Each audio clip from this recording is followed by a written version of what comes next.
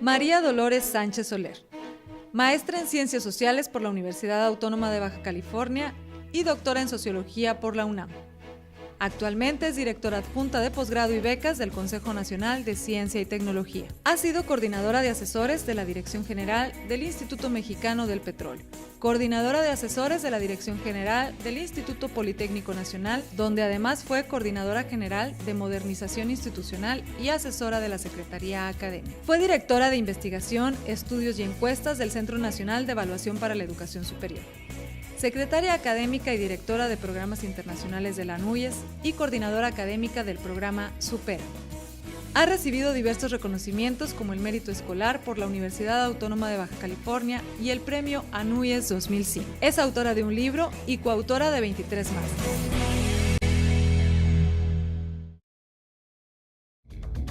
En la emisión de hoy, la doctora Estela Gutiérrez Garza y la doctora Elia Marum Espinosa entrevistarán a María Dolores Sánchez sobre el tema la formación de científicos y tecnólogos en México. Dolores, muchas gracias por aceptar esta entrevista. En esta ocasión me acompaña la doctora Elia Marum, amiga nuestra, especialista en el tema de educación, y me gustaría comenzar esta charla con una reflexión de tu parte sobre la situación en la cual se encuentra México, sus retos para transitar hacia la sociedad del conocimiento. En tu opinión, ¿qué políticas en el campo de la educación superior, de la ciencia y de la tecnología deben quedar atrás y cuáles tendrían que impulsarse? Bueno, muchas gracias por invitarme a esta entrevista, Estela, Elia. Me da mucho gusto estar con ustedes. Y yendo al punto que preguntas, creo que lo primero que hay que hacer es valorar lo hecho y construir sobre lo que ya tenemos. Ha habido un largo esfuerzo de parte del sector educación superior y del sector ciencia y tecnología para construir capacidades. Pues sobre esas tenemos que construir más, seguramente a una mayor velocidad, y seguramente tenemos que hacer cambios radicales. ¿En qué sentido hacer cambios radicales una vez que estamos valorando lo hecho y construyendo sobre lo que ya tenemos?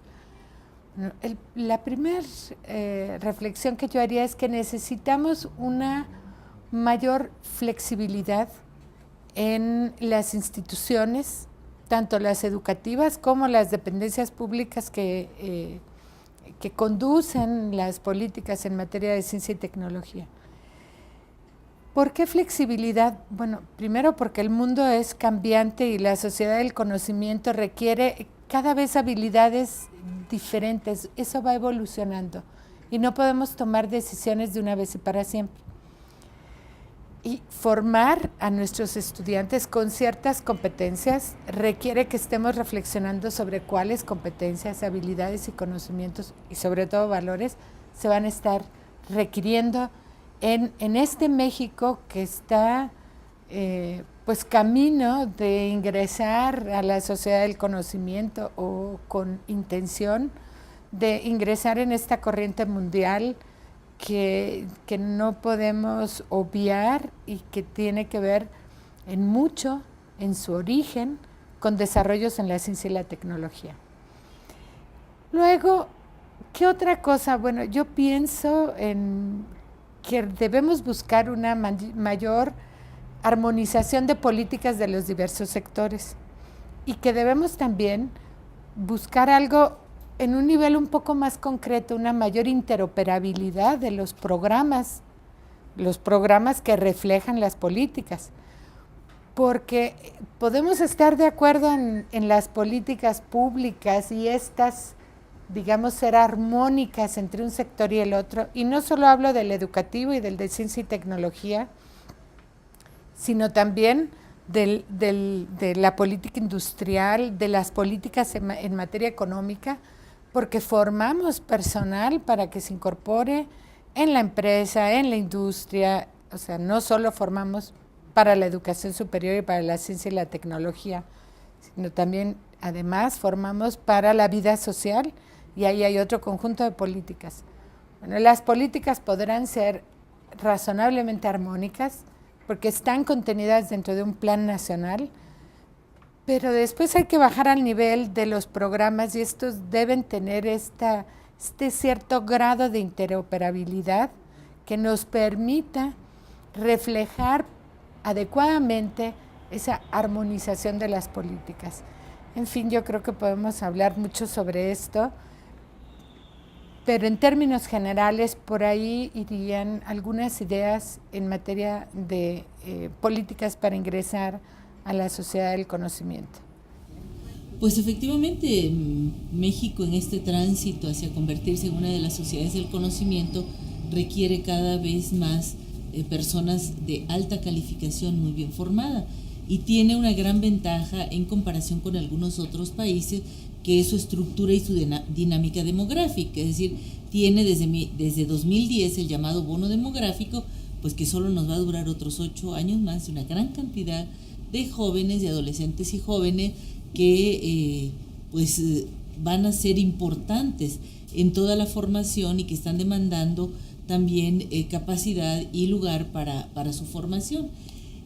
La dirección adjunta a tu cargo, Dolores, ¿cómo ha considerado el aprovechamiento de este bono demográfico en términos de alimentar a las necesidades del país de gente altamente calificada y de poder contribuir con el sistema de educación superior y el de ciencia y tecnología para estos recursos humanos de alta calificación? Es un enorme desafío. Hay que no solo construir una cultura científica y tecnológica que motive a los jóvenes desde los inicios de su formación, esto es, desde la primaria, incluso desde el jardín de niños, en ver el mundo y buscar las explicaciones del mundo a través del método científico, o sea, a través de una visión científica. Esto es construir una cultura científica y tecnológica que permee en todos los niveles. Con esta cultura lo que podemos lograr es un mayor interés y no el rechazo que de repente observamos en algunos jóvenes que dicen cualquier cosa que sea, que estudiaré, que no tenga matemáticas. Bueno, la ciencia y la tecnología tienen como base las ciencias duras, matemáticas, física, química, biología. Entonces debemos construir mejor esta cultura científica y tecnológica, estos modos de pensar en todo el sistema educativo. Y concretamente, entrando a tu pregunta del bono demográfico, en materia de educación superior, la cobertura creció de manera importante en los últimos años y se plantea para los próximos años otro reto enorme para llegar a niveles más cercanos a los internacionales en los países más desarrollados del mundo y llegar a niveles como del 50% de cobertura mínimamente. Este gran desafío que nos pone no solo la sociedad del conocimiento, sino también el desarrollo nacional, ha sido retomado en el programa de becas del CONACYT, buscando incrementar cada vez más el número de becarios, tanto en México como en el extranjero. En México, el número de becarios tiene como limitante la frontera del Programa Nacional de Posgrados de Calidad, porque ahí es donde otorgamos las becas, que el año pasado cerramos con cerca de 38,000 becas nacionales. ¿Cómo crece el Programa Nacional de Posgrados de Calidad? Bueno, crece a partir de las fortalezas que construyen las universidades y los centros de investigación, porque sin personal altamente calificado, o sea, doctores con experiencia, sin ellos no puede haber un posgrado de calidad. Este año ha sido una enorme sorpresa el encontrarnos que esperábamos para el primer periodo de evaluación de nuevos programas, de nuevos ingresos al Programa Nacional de Posgrados de Calidad. Ha sido una enorme sorpresa que esperábamos 180 nuevos programas. Esto ya considerando el esfuerzo que se ha realizado a través de la SEP en PIFI y en PROMEP, en estos dos programas de la Secretaría de Educación Pública, que han fortalecido los cuerpos académicos de las universidades y que esto ha permitido que haya mayor calidad en los posgrados. No esperábamos 180, ya considerando modestamente, la verdad, que no fue una previsión, fue una previsión, digamos, conservadora. Recibimos 315. Esto quiere decir que el año, en lugar de terminar con 1.500 programas reconocidos por su calidad, vamos a terminarlo en cerca de 1.600 programas. ¿Qué implica en becas? Para ir ahora sí a tu pregunta. Pues implica alrededor de 3 o 4 mil becarios nuevos. Es un reto enorme. Nuestra previsión para cierre del año era, en este último año, elevar el número de becarios en 5,000, tanto en becas nacionales como en becas al extranjero.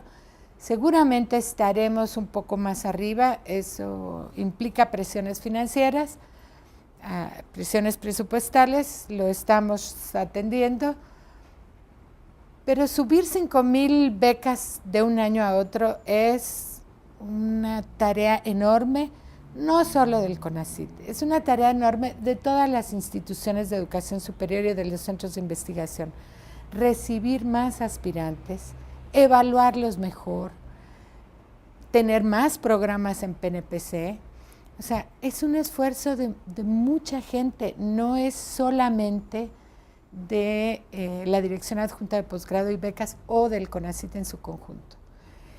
¿Y por qué voy a hablar por qué hablo tanto del incremento en el número de becas de un año a otro? Y el año pasado también, 2010, subimos importantemente en relación al 2011 en relación a 2010.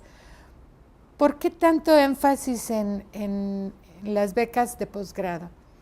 Bueno, porque son las que nos garantizan la permanencia de los jóvenes en los programas de calidad, en los que el CONACYT avala, junto con evaluadores de todas las instituciones de educación superior del país, que están en programas avalados por su calidad, en donde los resultados y los impactos son muy importantes. Entonces, formar más gente es ampliar este esfuerzo de construcción de capacidades científicas y tecnológicas para la sociedad del conocimiento, para el desarrollo de este país y para este bono demográfico que sí, efectivamente estará un corto tiempo con nosotros. Esto no solo implica un mayor número de becas, implica que debe haber diferentes becas para distintas opciones y para abrir un abanico que permita atender necesidades que son diferentes.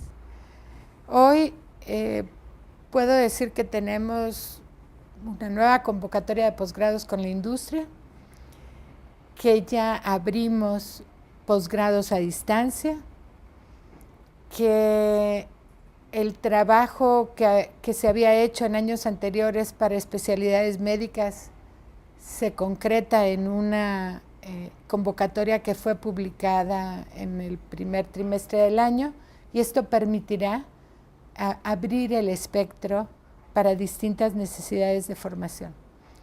También hemos hecho algunos convenios que nos permiten, por un lado, atender necesidades específicas y por otro, internacionalizar nuestros posgrados, como es la formación de expertos en el área, en las ciencias agrícolas para todo el continente americano. Esto significa que vamos a tener más estudiantes extranjeros en nuestras aulas, en los posgrados de calidad.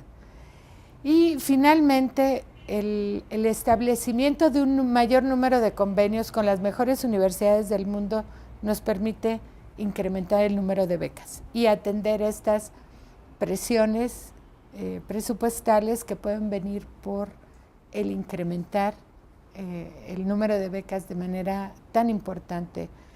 Ahora, ¿qué necesita el país? No necesitaría 5,000 más en un año, necesitaría 10,000 o 15,000. Pero a veces no es posible porque viene de la pirámide demográfica y de la pirámide educativa. ¿Cuántos de los egresados de la licenciatura están dispuestos e interesados en estudiar un posgrado? Que habría que invitarlos a todos, porque la sociedad del conocimiento lo exige. Pero hay una limitante, que son los tamaños de las poblaciones que estamos atendiendo. Entonces, sí es posible crecer un poco más, pero tenemos que crecer de manera armónica con el resto del sistema educativo. No es algo que el CONACYT puede hacer por sí solo, de ninguna manera. Ni siquiera con todos los recursos financieros a la mano no sería posible esto, porque depende del tamaño, del egreso, de la licenciatura, y depende también de esta que decía al principio, de una cultura científica y tecnológica y bueno, orientada también hacia la innovación, por supuesto, que oriente la demanda y que permita que estos jóvenes que de repente tienen miedo a las matemáticas, bueno, le pierdan el miedo, porque es una disciplina apasionante. No soy matemática, es divertida, por supuesto, y es apasionante y se requiere para todo lo que tiene que ver con nuestra vida en sociedad. El CONACYT efectivamente ha tenido políticas muy acertadas. En los últimos años, como lo mencionas, ha aumentado el número de becas, y al aumentar el número de becas, como también lo acabas de mencionar, han aumentado significativamente los programas que están en el Programa Nacional de Posgrados de Calidad. Pero a mí me gustaría que una reflexión de tu parte sobre cuáles son las políticas que a nivel del posgrado se han estado impulsando para poder generar este impacto, que lo vemos ya en estos indicadores. Y particularmente, ¿cuáles son aquellas áreas estratégicas que se han definido para poder transitar hacia la sociedad del conocimiento en nuestro país, que nos colocan verdaderamente en lo deseable, en lo que queremos ver en la construcción de un proyecto de nación? En materia de posgrado hay, digamos, dos aspectos que confluyen.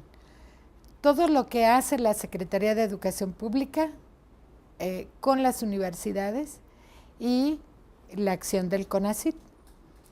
Esto sin hablar, por supuesto, del quehacer de las propias universidades, que se han transformado en los últimos 15 años de una manera sorprendente. Las políticas a través de PROMEP y PIFI han ayudado a fortalecer cuerpos académicos e inversión en infraestructura. Tú no puedes tener un posgrado para la sociedad del conocimiento en un área de, no sé, biotecnología o tecnologías de la información y la comunicación sin laboratorios equipados de tal manera que permitan el aprendizaje no de lo que ocurrió anteayer o hace 100 años, sino lo que ocurre hoy y lo que ocurrirá dentro de algunos años. Entonces, esta inversión en infraestructura a través de los programas de fortalecimiento institucional de la Secretaría, que tienen ya por lo menos 12 años, por lo menos, no más, empezaron en el primero, si la memoria no me falla, debe haber sido de 1998 o 99, aquel famoso FOMES, que fue el primer esfuerzo en ese sentido. Entonces, estas acciones, junto con el tener una claridad en qué es lo que se evalúa, o sea, a dónde tienen que aspirar los posgrados. Si no hay claridad en las reglas y la metodología con la que haces una evaluación, estás mandando señales difusas a las instituciones educativas y de investigación. La señal del CONACYT, desde el primer padrón, aquel famoso padrón de excelencia hace 21 años, las señales fueron claras. Controvertidas si tú quieres, pero claritas. O sea, ahí no había duda de qué es lo que se iba a evaluar. Lo mismo sigue siendo hoy en día. El mensaje es claro. Se evalúa la existencia de un núcleo académico básico sólido en donde haya participación de miembros del SNI. Se evalúa que haya resultados y que se gradúen los estudiantes. Hay tiempos y hay una fórmula que todo mundo conocemos para medir la eficiencia terminal. Y ese es un criterio de evaluación. Entonces, tienes como dos grandes aspectos.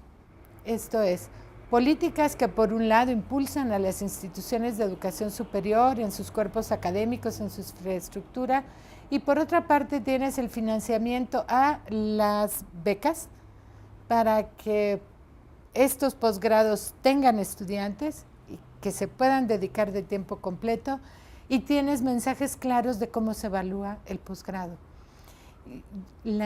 Yo decía al principio de la interoperabilidad de los programas. O sea, esto ha ido ocurriendo, pero ha ido ocurriendo porque en el sistema educativo y en el de ciencia y tecnología nos comunicamos y las instituciones se comunican, pero debemos dejar atrás esa etapa de una interoperabilidad porque nos conocemos o porque buscamos los mismos objetivos y perseguimos los mismos ideales, y tenemos que hacerlo porque los programas efectivamente estén diseñados, uno, para evaluarse bien,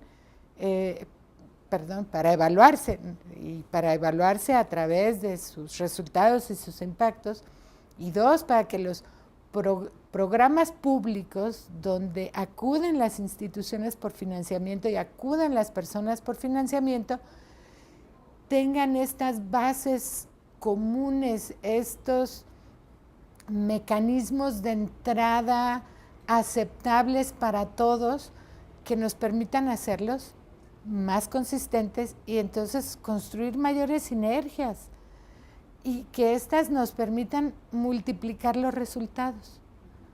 Así que esto puede ser que nos permitiera caminar más deprisa. Y preguntabas cuáles son las áreas de interés. Hay áreas estratégicas, son prioritarias, y hay espacios en donde es obligatorio cumplir con esas áreas, y hay otros espacios donde no. Ahorita que te diga cuáles son las áreas vas a entender por qué no. En becas al extranjero, el 80% de las becas las otorgamos en las áreas prioritarias y hay un 20% para otras áreas. ¿Cuáles son las áreas prioritarias? Matemáticas aplicadas, nanotecnología, biotecnología, energía, tecnologías de la información y la comunicación, entre otras. Pero manufactura avanzada, manufactura para la industria de transformación, son áreas duras y áreas y ciencias aplicadas. Entonces, el país necesita también otras cosas. La prioridad está claramente establecida, no hay convocatoria de becas que no diga dónde están, cuáles son las áreas prioritarias, y hay un margen porque el país también necesita otras cosas. Necesita también buenos demógrafos, necesita buenos economistas, necesita hasta artistas, y buenos, por supuesto, que son competencia de otra dependencia con la que tenemos un convenio de colaboración para el otorgamiento de becas para la formación de no solo de los artistas, sino también de quienes manejan todo el herramental y toda la tecnología que tienen teatros, cines, o sea, tú vas a los entretelones y te sorprendería la cantidad de tecnología que hay ahí. Es enorme. Entonces, bueno, hay programas también para estas otras áreas que no son las prioritarias, pero que son necesarias para un país. Y la responsabilidad del Consejo está en la ciencia y la tecnología nacionales. Entonces, tenemos también que atender. No por eso no hacemos énfasis en las áreas prioritarias que ahí están, y como te digo, el 80% de los becarios está en estas áreas estratégicas. En materia del posgrado nacional, del PNPC, ahí lo que es de calidad y lo que responda a una necesidad nacional será evaluado si lo someten a la consideración del CONACYT las instituciones. Ahí no tenemos un límite en el número de programas o la proporción de programas de un área o de la otra, de ninguna manera. Ahí respondemos al quehacer de las instituciones y establecemos pues, los mecanismos para evaluar los posgrados.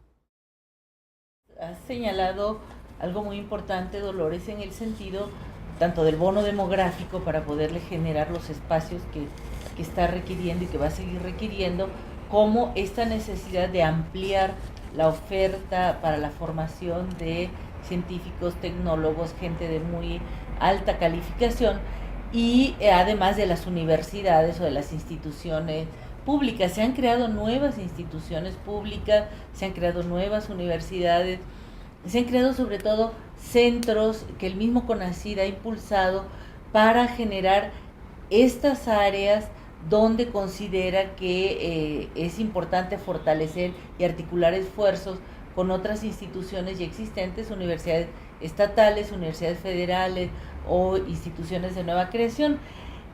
¿Cómo ves tú el impacto que ha tenido esta iniciativa de crear nuevas universidades, de crear nuevos centros de institución articulando los esfuerzos con CONACYT, y cómo vislumbras esta estrategia hacia futuro?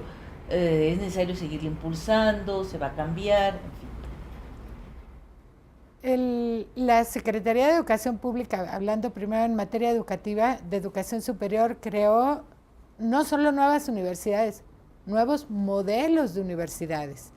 Las politécnicas son totalmente diferentes a las universidades públicas, estatales, autónomas, tradicionales, son diferentes.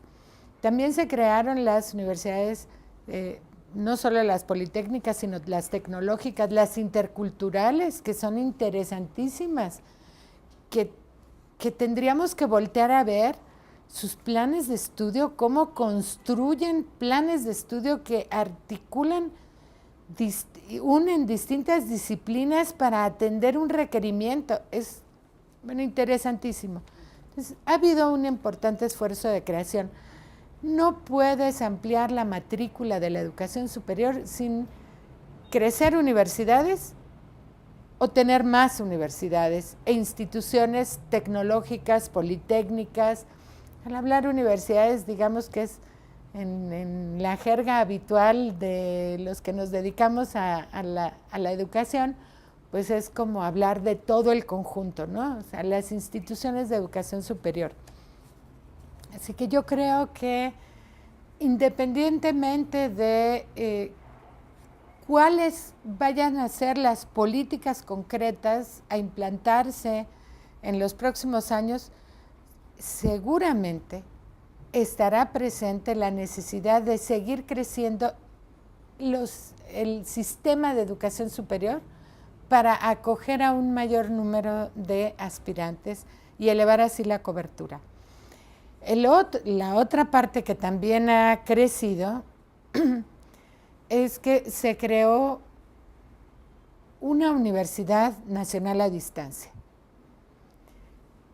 Antes de la creación de esta universidad, que la crea la Secretaría de Educación Pública, ¿qué teníamos? Teníamos la universidad virtual de una institución educativa, o sea, digamos que la parte virtual de una institución ya asentada, consolidada, creada, incluso de gran tamaño, como son Guadalajara, Nuevo León, Veracruz, el Politécnico Nacional, la Universidad Nacional, incluso las particulares como el Tecnológico de Monterrey. O sea, había un conjunto importante de instituciones que ya habían creado su oferta virtual